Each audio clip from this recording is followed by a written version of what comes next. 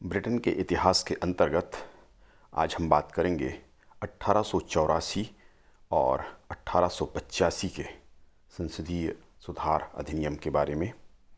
सबसे पहले हम इसकी पृष्ठभूमि देखेंगे, किस तरह से सुधारवादी कार्य इंग्लैंड में संपन्न हो रहे थे, कि गति क्या थी। इसके पश्चात 1884 के सुधार अधिनियम की प्रमुख व्यवस्थाएं क्या थीं, प्रमुख धाराएं क्या थीं। फिर 1885 के संसदीय सुधार की प्रमुख धाराएं या व्यवस्थाएं क्या की गई थीं, और अंत में इन दोनों की हम समीक्षा प्रस्तुत करेंगे। आपको ज्ञात होगा कि दो भागों में सुधार अधिनियम तो एक ही था, किंतु उसको दो भागों में प्रस्तुत करना पड़ा था। पृष्ठभूमि में हम इस पर चर्चा करेंगे। मैं doctor S Tiwari, government college Pithora, Chhattisgarh से। पृष्ठभूमि देख लेते हैं। 1832 में प्रथम सुधार अधिनियम तथा 1867 में द्वितीय सुधार अधिनियम के पश्चात 1884-85 में तृतीय सुधार अधिनियम ब्रिटेन में पारित हुआ। यह अधिनियम दो भागों में पारित किया गया। कारण था, लॉर्ड सभा के द्वारा ग्लैडस्टोन ने जो प्रस्ताव रखा था उसका जमकर विरोध किया गया, और इस कारण से ग्लैडस्टोन को अपना जो अधिनियम के लिए उसने धाराएं प्रस्तुत की थीं उसको दो भागों में बांटना पड़ा, ताकि एक भाग पहले पारित कराया जा सके। 1884 में इसका प्रथम भाग पारित हुआ और 1885 में दूसरे भाग को पुनः स्वीकृत कराया गया। 1867 के अधिनियम ने ग्रामीण अथवा काउंटी के क्षेत्र में कृषकों और मजदूरों को मताधिकार नहीं दिया गया था। दो शब्द आते हैं इसमें, काउंटी और बरोज। आप जानते होंगे, काउंटी ग्रामीण क्षेत्र को कहा जाता है और बरोज या बरो शहरी क्षेत्र को, नगरीय क्षेत्र को कहा जाता है। इंग्लैंड में इस तरह के नाम से विभाजन था। तो यहाँ पर ग्रामीण क्षेत्रों की जनता को, जो मजदूर वर्ग के निम्न वर्ग के थे, उनको मताधिकार प्राप्त नहीं हुआ था। उन्हीं को मताधिकार प्रदान करने के उद्देश्य से ग्लैडस्टोन के द्वारा यह सुधार अधिनियम प्रस्तुत किया गया था। अतः 1884 का अधिनियम मताधिकार अधिनियम कहलाता है, पहला भाग। और दूसरा भाग जो 1885 का अधिनियम पुनर्वितरण अधिनियम, क्षेत्रों का पुनर्वितरण किया गया था, क्रमाधिक्य जो हुआ उसके आधार पर, उस पर हम चर्चा करेंगे। तो इसको पुनर्वितरण कानून के नाम से जाना जाता है। तो आपको स्पष्ट हो गया होगा कि ब्रिटेन में तीन प्रमुख सुधार अब तक हुए, अभी जो हुआ इसको मिलाकर। पहला 1832 का प्रथम सुधार अधिनियम, महत्वपूर्ण पहला कदम उठाया गया। दूसरा कदम माना जाता है 1867 में, किंतु उससे भी संतुष्टि नहीं हुई थी। कमी क्या रह गई थी? वह थी कि ग्रामीण क्षेत्र की जनता को मताधिकार कम प्राप्त हुआ था बजाय शहरी क्षेत्र की जनता के। ये ग्रामीण और शहरी क्षेत्र, काउंटी और बरोज, बरोज शहरी क्षेत्र को और काउंटी ग्रामीण क्षेत्र को कहा जाता था। आइए अब देख लेते हैं 1884 का मताधिकार अधिनियम, इसकी प्रमुख व्यवस्थाएं या प्रमुख बातें, धाराएं क्या थीं।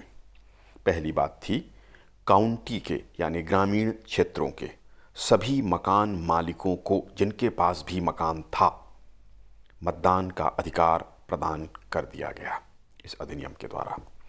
दूसरा था, काउंटी में 10 पाउंड किराया देने वाले सभी किराएदारों को मताधिकार प्रदान किया गया। जिनके पास घर नहीं था, वो अगर किराए पे रह रहे हों तो 10 पाउंड वार्षिक वो अगर किराया देते हों, प्रमाणित करना होता था, इसको रजिस्ट्रेशन कराना होता था।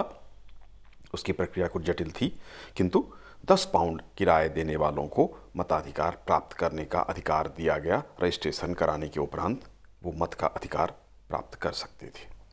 तीसरा था, काउंटी यानी कि ग्रामीण एवं बरो यानी शहरी क्षेत्र में समान व्यवस्था लागू कर दी गई। जैसा मैंने पहले चर्चा की थी कि शहरी क्षेत्रों में अधिकार दिया गया था, ग्रामीण क्षेत्रों में नहीं दिया गया था। अब दोनों को समान कर दिया गया, ग्रामीण और शहरी क्षेत्रों में भेदभाव समाप्त हुआ। अधिनियम की धारा 2 के अनुसार यूनाइटेड किंगडम के सभी संसदीय नगरों व काउंटियों में एक समान घरेलू फ्री होल्डर और लीज होल्डर, होल्डर यानी जिनके पास होता है, होल्ड करते हो, फ्री होल्ड, और लीज पे जो लेते थे, उनको मताधिकार समान रूप से सभी पर लागू हुआ। पांचवी बात, धारा 3 के अनुसार आवास गृह के कर्मचारी, जो आवास गृह बने हुए थे उसमें जो कर्मचारी कार्य करते थे, जिनके नियुक्ति करने वाले वहाँ नहीं रहते थे, उनको किराएदारों की श्रेणी में स्वीकार किया गया, यानी उनको किराएदार मान लिया गया। जबकि वो किराएदार नहीं थे, वो कर्मचारी थे, किंतु उनको किराएदार की श्रेणी में रखकर स्वीकार कर लिया गया। वोट देने का अधिकार उनको भी दिया गया। छठी बात, धारा 4 के अनुसार एक संपत्ति को विभाजित कर अलग अलग स्थानों में मताधिकार प्राप्त करने को प्रतिबंधित किया गया। क्या मतलब था इसका? इसका अर्थ था कि जो संपत्ति वाले होते थे वो क्या करते थे कि कई जगह पर मत का अधिकार प्राप्त करते थे अलग अलग क्षेत्रों में। वो इस प्रकार से कि संपत्ति उनके पास ज़्यादा है, उसको वो संपत्ति का जो आधार था, जितना कितनी संपत्ति होने पर, या एक मकान या 3 मकान किसी के पास है तो एक मकान से वह एक स्थान पर वोट डालने का अधिकार, दूसरे उसको बांट के अगर दूसरा उसका मकान है या बड़ा मकान है उसके हिस्से करके इतने में एक जगह पर वोट डालने का अधिकार, इतने हिस्से के आधार पर वह दूसरे स्थान पर वोट डालने का अधिकार प्राप्त कर लेता था। इसको प्रतिबंधित किया गया। यानी एक व्यक्ति, एक संपत्ति है, उस संपत्ति को अखंड रूप में एक संपत्ति स्वीकार की गई और उसके आधार पर एक जगह उसको वोट डालने का अधिकार प्राप्त हो सकता था, कई स्थानों पर नहीं। पहले ऐसा किया जाता था, उसको प्रतिबंधित किया गया। तो अलग अलग स्थानों पे अब एक ही व्यक्ति एक संपत्ति को बांटकर अलग अलग जगह का शो करके दिखा के वोट डालने का अधिकार प्राप्त नहीं कर सकता था, एक जगह पर प्राप्त कर सकता था। धारा 6 के अनुसार किसी नगर स्थल का कब्जा मताधिकार प्राप्ति के लिए अस्वीकृत किया गया। उसका नहीं है किंतु उसने अवैध रूप से कब्जा कर लिया है या कब्जा शो कर रहा है, दिखा रहा है कि मैंने यहाँ पर कब्जा किया, उस आधार पर उसको वोट डालने का अधिकार नहीं मिल सकेगा, ये स्पष्ट किया गया। यह व्यवस्था आयरलैंड, स्कॉटलैंड और इंग्लैंड में लागू की गई। 1880 के चुनाव में 30,40,050 मतदाता थे। 1885 के चुनाव में 57,830 मतदाता हो गए। बड़ी संख्या में मतदाताओं में वृद्धि हुई। इस तरह लगभग 27 लाख मतदाताओं की वृद्धि, ये दूसरे चुनाव में इतना अंतर आ गया।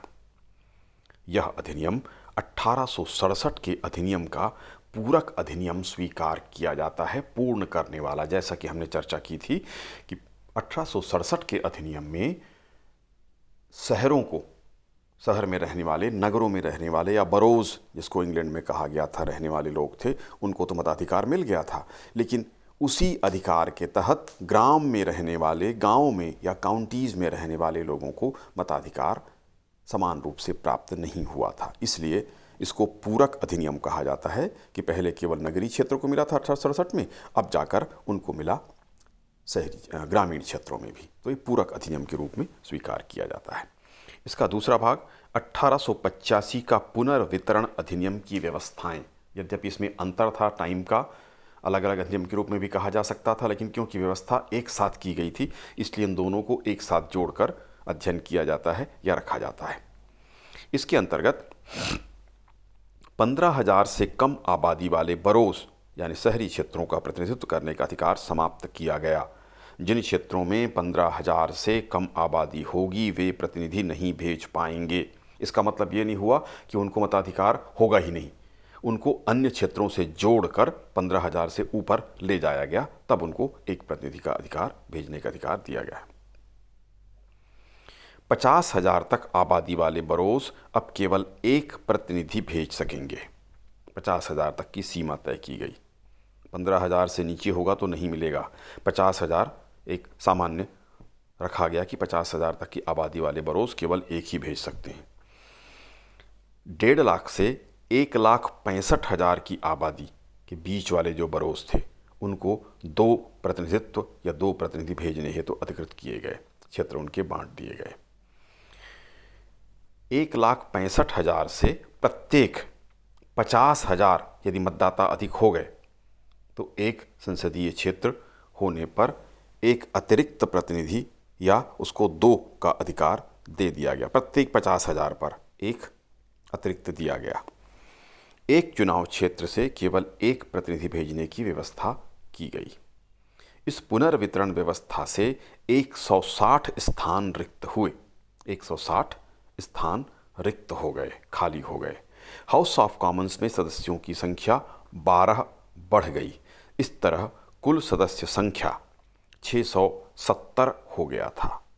जो 658 था वो 670 हो गया। इस तरह 160 सीटों और 12 जो अतिरिक्त सीट गठित जो किया गया था उसको पुनर्विभाजित किया गया, फिर से बांटा गया। ये परिवर्तन इसमें हुआ। बड़े नगरों की सीट संख्या में जनसंख्या के अनुपात में जनसंख्या के आधार पर प्रतिनिधित्व की वृद्धि की गई। लगभग 27 लाख मतदाता चुनाव के बीच का अंतर है। सामान्य तौर पर 20 लाख कहा जाता है, किंतु एक चुनाव से 80 के चुनाव से 85 के बीच के चुनाव में 27 लाख के लगभग मतदाताओं की संख्या में वृद्धि हुई थी। 22 नगरों एवं विश्वविद्यालयों को 2-2 सदस्य चुनने का अधिकार प्रदान किया गया। प्रायः सभी वयस्क पुरुषों को मतदान का अधिकार प्राप्त हो गया, किंतु सभी को नहीं। इस पर हम चर्चा करेंगे, समीक्षा करते हैं, उसमें हम देखेंगे। पहली बात तो ये थी कि स्त्रियों को मताधिकार नहीं दिया गया। 1884 में मताधिकार सुधार संबंधी अधिनियम में स्त्रियों को मताधिकार प्रदान नहीं किया गया था। इस तरह देश के 50% के लगभग लोग मताधिकार से वंचित रह गए थे, जो उचित नहीं था। स्त्रियों को मताधिकार के योग्य नहीं माना जाना दुर्भाग्यजनक था। किसी भी हालत से उनको वंचित नहीं किया जाना चाहिए था। इंग्लैंड जैसे देश में भी स्त्रियों को मताधिकार इस समय तक प्राप्त नहीं हुआ था। संपत्ति के आधार पर मताधिकार अनुचित व्यवस्था थी। अभी भी वयस्क मताधिकार की व्यवस्था नहीं की गई थी। सभी को समान रूप से मताधिकार का वितरण नहीं हुआ था। संपत्ति को ही अभी भी मताधिकार का आधार बनाया गया था, जो किसी भी दृष्टि से उचित नहीं था और समानता के सामान्य नियम के खिलाफ था या विरुद्ध था। रजिस्ट्रेशन की प्रक्रिया कठिन थी। मताधिकार प्राप्ति के लिए अपने अधिकार को जताना, अपना अधिकार बताना कि हमारे पास, हम इतना किराया देते हैं, हमारे पास ये ज़मीन है, इसके लिए प्रक्रिया बनाई गई थी रजिस्ट्रेशन की। रजिस्टर कराना होता था। ये व्यवस्था बड़ी जटिल और कठिन थी, इसलिए सामान्य लोग ये नहीं कर पाते थे और दलालों ने इस व्यवस्था को भ्रष्ट बना दिया था। इसलिए बड़ी संख्या में लोग मताधिकार से वंचित रह गए थे, जबकि उनके पास उसकी अर्हता या योग्यता थी। भ्रष्टाचार के अवसर विद्यमान थे। मताधिकार प्राप्ति हेतु जो प्रक्रिया अपनाई जा रही थी वह कठिन थी। इस कारण इसमें अभी भी भ्रष्टाचार की गुंजाइश थी तथा की गई व्यवस्था का लाभ उठाकर बड़ी संख्या में लोगों को मताधिकार से वंचित किया जा रहा था, या अपने पक्ष में उनको लाया जा रहा था, या दलाली करके लाभ कमाया जा रहा था। राजनीतिक दलों के महत्व में वृद्धि हुई। मतदाताओं की संख्या में वृद्धि के साथ यह निश्चित हो चुका था कि अब कोई भी प्रत्याशी चुनाव में अपने बूते पर चुनाव नहीं लड़ सकता था।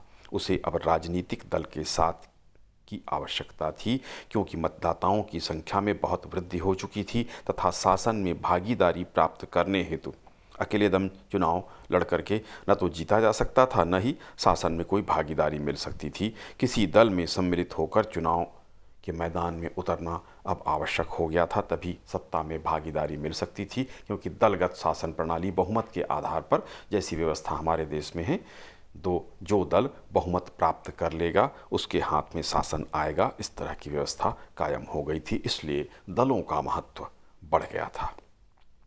जनसंख्या के आधार पर निर्वाचन क्षेत्र उचित। निर्वाचन के क्षेत्र जनसंख्या के ऊपर आधारित थे। यह व्यवस्था उचित थी। पूर्व में इंग्लैंड में इस तरह की व्यवस्था नहीं थी तथा बहुत कम जनसंख्या वाले क्षेत्र भी अधिक प्रतिनिधि संसद में चुनकर भेजते थे, जबकि अधिक जनसंख्या वाले क्षेत्र कम प्रतिनिधि भी भेजा करते थे।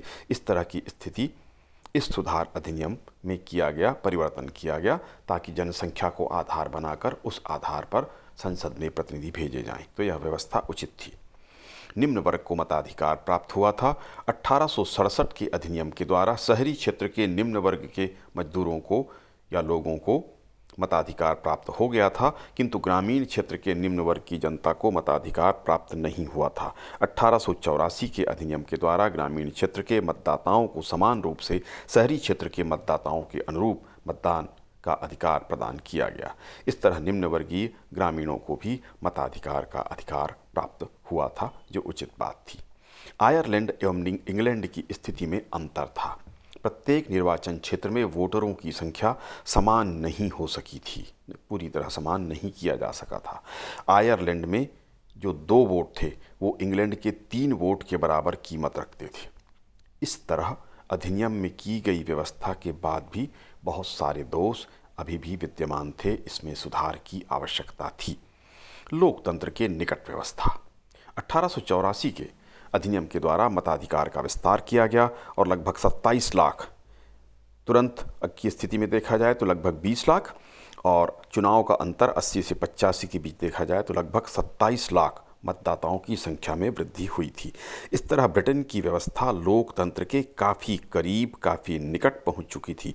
यद्यपि पूर्ण लोकतंत्र अभी भी कायम नहीं हुआ था, क्योंकि अभी तक स्त्रियों को मताधिकार प्राप्त नहीं हुआ था और न ही वयस्क मताधिकार का नियम लागू किया गया था। कोई भिखारी वोटर नहीं हो सकता था, जिसके पास घर न हो वह वोटर नहीं हो सकता था, जो 10 पाउंड तक किराया ना देता हो वह वोटर नहीं हो सकता था।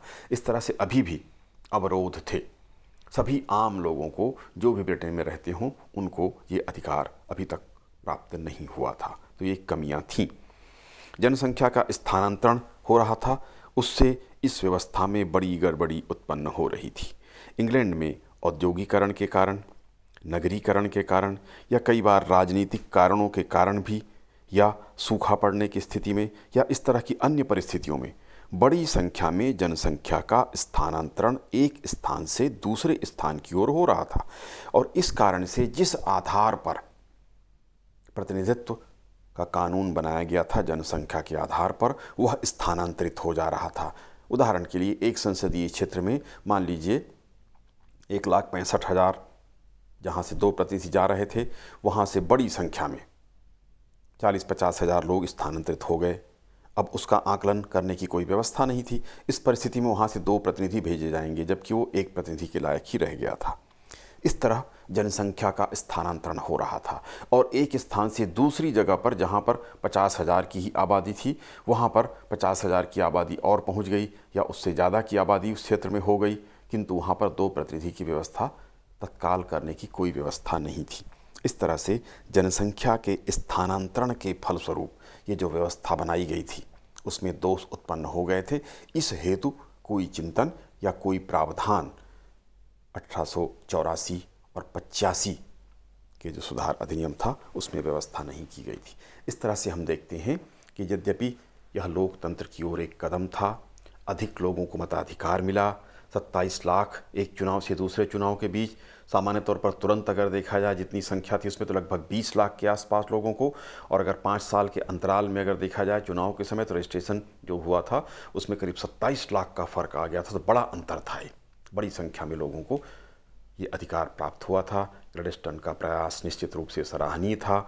इसमें जो अवरोध उत्पन्न करने का प्रयास लॉर्ड सभा के द्वारा किया गया था, जो पुरातन पंथी थे वो आम लोगों को मताधिकार देने के विरोध में थे, किंतु अंततः ये अधिनियम पारित हुआ था।